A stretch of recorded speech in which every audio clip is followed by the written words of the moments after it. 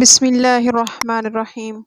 السلام علیکم ورحمۃ اللہ وبرکاتہ۔ ایک بزرگ گزرے ہیں کہ حضرت اویس کرنی یہ تابعین میں سے تھے۔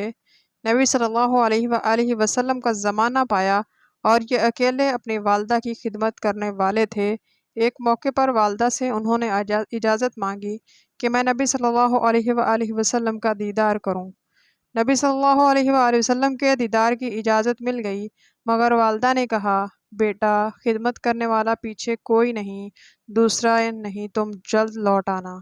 مدینہ طیبہ آئے۔ اللہ تعالیٰ کی شان، نبی صلی اللہ علیہ وآلہ وسلم اس وقت سفر پر تشریف لے گئے تھے۔ یہ وہاں نہ ٹھہرے اور واپس آ گئے۔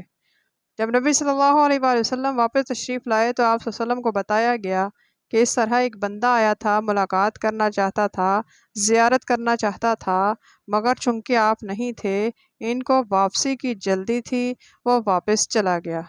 نبی صلی اللہ علیہ وآلہ وسلم اس بات کو سن کر خوش ہوئے، چنانچہ کتابوں میں لکھا ہے کہ نبی صلی اللہ علیہ وآلہ وسلم نے اپنا ایک جبہ حضرت عمر رضی اللہ تعالیٰ عنہ اور حضرت علی رضی اللہ تعالیٰ عنہ کے حوالے فرمایا اور کہا کہ اس بندے کا نام اویس ہے، کرنے قبیلہ کا ہے، میرے اس جبے کو لے جانا، جب وہ پہنے تو اسے کہنا، یہ میری امت کی بخشش کی وہ دعا کر دے۔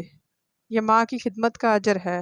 اللہ کے پیارے حبیب صلی اللہ علیہ وآلہ وسلم بھی ہدیہ بھیج رہے ہیں اپنے جبے کا، اور ساتھ فرمائش فرماتے ہیں کہ آپ میری امت کی بخشش کی دعا فرمانا۔ سبحان اللہ۔ وما علینا الا البلاغ۔ ویڈیو اچھی لگے اس کو لائک کریں، چینل کو سبسکرائب کریں۔ صدق اللہ العظیم۔ وما علینا الا البلاغ۔